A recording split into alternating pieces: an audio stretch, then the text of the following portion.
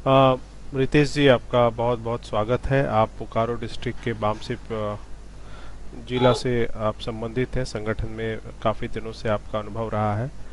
हम आपसे ये जानना चाहते हैं कि जो हमारा जो बहुजन समाज है, वो काफ़ी हक अधिकार जो उसको मिलने चाहिए संविधान में, वो नहीं मिल पा रहे हैं। तो इसमें बहुत हद तक ये देखा जा रहा है कि एक तो संविधान लागू करने वाले लोग सत्ता में नहीं हैं, साथ ही जो समाज में जो एक भेदभाव की भावना है, कुछ पिछड़ा वर्ग है, कुछ अगड़े वर्ग है, तो अगड़े वर्ग की संख्या कम है, पिछड़े वर्ग की संख्या ज़्यादा है। वो क्या चाहते हैं? उनको किस बात की चिंता सताते रहती है? क्या वो भाईचारा क्यों नहीं डेवलप होने देना चाहते हैं समाज में? आप इस पर अपनी राय रखें, रितेश कुमार जी। सबसे पहले जय भीम जय बोल निवासी। जी, धन्यवाद। इस विषय पर मैं यही बोलना चाहता हूं कि भारत में बहुत लंबे समय से दो वर्गों के बीच संघर्ष रहा है। एक वर्ग वह है जो समानता स्थापित करने के लिए भारत में संघर्ष कर रहा है, तो दूसरा वर्ग वह है जो असमानता पर आधारित सामाजिक व्यवस्था को बरकरार रखने के लिए काम कर रही है। हम्म। तो भारत के जो मूल निवासी है उसको नीचा दिखाने के लिए तथाकथित ब्राह्मणवादी जो ताकतें हैं हम्म। वो समय समय पर नियोक्ता का मुद्दा उठाती है। हम्म। वह समाज में यह स्थापित करना चाहती है कि ब्राह्मण ही समाज का सबसे योग्य व्यक्ति है। हम्म। ब्राह्मण ही सबसे गुणवान व्यक्ति है। वो समाज को गाइड करता है। तो हम्म। वे इसीलिए करते हैं कि जब लोकतांत्रिक व्यवस्था में सभी वर्गों को उनकी संख्या के अनुपात में जब प्रतिनिधित्व मिलता है तो उनकी जो योग्यता का भंडाफोड़ हो जाता है। हम्म। वो इसीलिए उनको चिंता सताए रहता है। हम्म। दूसरी बात है कि देखिए कि जब 2015 में यूपीएससी जो टॉपर आई है टीना डावी, हम्म। मूल निवासी बहुजन समाज से बिलोंग करती है। दूसरा है हिमा दास जो गोल्ड मेडल जीत कर लाती है भारत में। एक और है कल्पित बीरवाल जो आईआईटी मेंस में सर्वोच्च स्थान प्राप्त करते हैं। तो हम मान सकते हैं कि जो योग्यता है, टैलेंट है, किसी भी विशेष वर्ग का बपौती नहीं है। ये किसी भी व्यक्ति में या वर्ग में विकसित हो सकती है। फिर इसका चिंता एक और है कि शासन प्रशासन ने मूल माध्यम से जो मूल निवासियों पर इनका जो दबदबा कायम है यह कहीं कमजोर न पड़ जाए और मूल निवासियों की जो अवसर है, अवसर को इन्होंने जो अपने कब्जे में ले लिया है वो कहीं खिसक न जाए। यही डर इनको योग्यता को समाज में दिखाने के लिए मजबूर कर देता है। आप देख सकते हैं कि 6 अप्रैल 2006 को हिंदुस्तान टाइम्स में वक्तव्य छपा था। वह वक्तव्य था आईआईएम अहमदाबाद के छात्र राहुल रोशन का। इस अखबार में वक्तव्य दिया था कि यदि 50% सीट आरक्षित कर हो जाएगी तो दाखिले के लिए जो कंपटीशन है बहुत हार्ड हो जाएगा। यह वक्तव्य दिया था हिंदुस्तान टाइम्स में। दूसरा छात्रा थी तृतीय वर्ष दिल्ली यूनिवर्सिटी का, वह माधुरी सिन्हा नाम है उनका। वो बोले कि सीटों की सीमित संख्या है और उसमें भी 50% आरक्षण दे दिया जाए तो हमको अवसर कैसे मिलेगा। यह उन्होंने हिंदुस्तान टाइम्स में वक्तव्य दिया। तो इस तरह के वक्तव्य देकर अखबार के माध्यम से समाज को भ्रमित करते हैं। यदि हम इस कंसेप्ट आरक्षण के कंसेप्ट को समझें तो एससी एसटी ओबीसी का जो रिजर्वेशन है 49.5% है। और मतलब 49.5% ही उसका अवसर मिल रहा है मूल निवासी को। और रेस्ट जो 50.5% जो है अवसर रिजर्व कैटेगरी को मिल रहा है। मतलब ब्राह्मणवादी के बच्चों को 50.5% अवसर मिलने के बावजूद भी वे अखबार में इस तरह के भ्रमित करने वाला वक्तव्य देते हैं। फिर दूसरा आप देख सकते हैं कि आखिर उनको डर क्यों लगता है।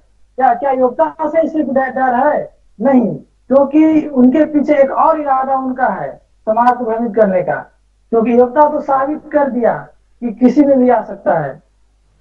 उनका पीछे इरादा यह इस प्रकार है कि जो रिप्रेजेंटेशन मिला है, जो आरक्षण के माध्यम से जो रिप्रेजेंटेशन स्थापित करना है, उसके लिए उनको डर है।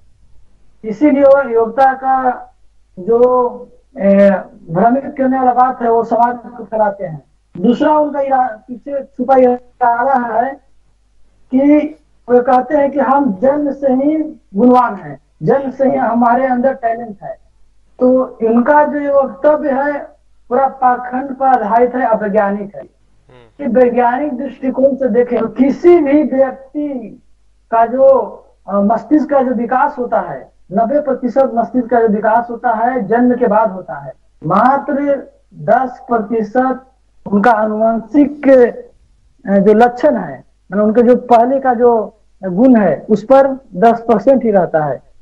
तीसरा उनका इरादा है विरोध करने का कि जब लोकतांत्रिक शासन व्यवस्था में जब सभी वर्गों को प्रतिनिधित्व मिलता है तो इनका भंडाफोड़ हो जाता है।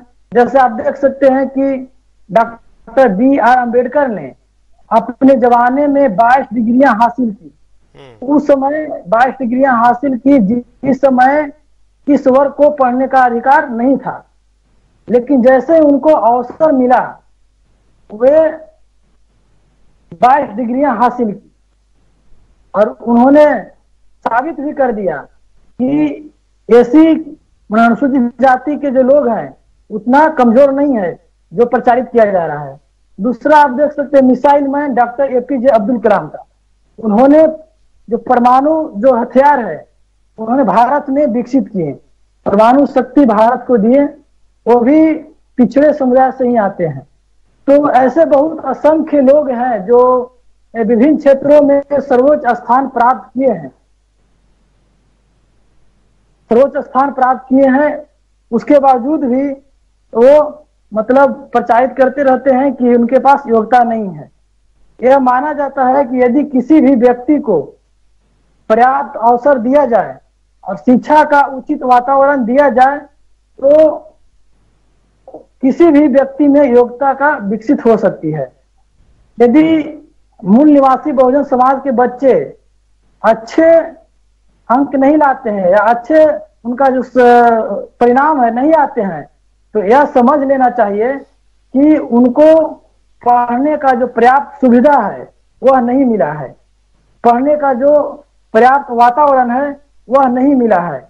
यदि अग्रों की पिछड़ों से तुलना करनी है तो उनको सबसे पहले जिस वातावरण में जिस माहौल में मूल निवासी के बच्चे पढ़ते हैं उनको उसमें जाकर पढ़ना पड़ेगा, तब उनको एहसास होगा कि ये बहुत विकट परिस्थिति में पढ़ते हैं, उसके बावजूद भी सर्वोच्च स्थान प्राप्त करते हैं।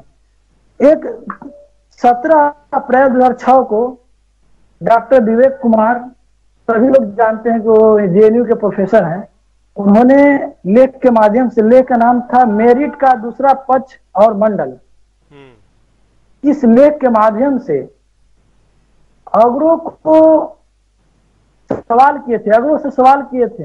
कुछ सवालें हैं जिसमें मैं बता रहा हूं। वो एक सवाल करते हैं कि जब ब्राह्मण को पढ़ने और पढ़ाने का जब अधिकार था, अब वो बोलते हैं कि हम समाज को गाइड करते हैं, समाज को ज्ञान देते हैं, तो मूल निवासी बहुजन समाज के 85% लोग अशिक्षित कैसे रह गए।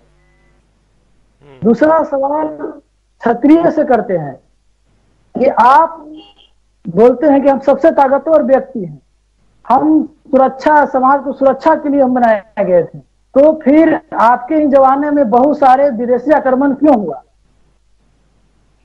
फिर वैश्य से वो सवाल करते हैं कि जब आप आर्थिक स्थिति को देखते हैं, आर्थिक मतलब बनावट को आप सुधारने के प्रयास करते हैं, तो फिर आज भारत में इतना भूखमरी क्यों है। इसी तरह बहुत सारा सवाल उन ब्राह्मणवादी अगड़ों से किए थे जो अभी तक उनका सवाल का जवाब नहीं मिला है। जी धन्यवाद।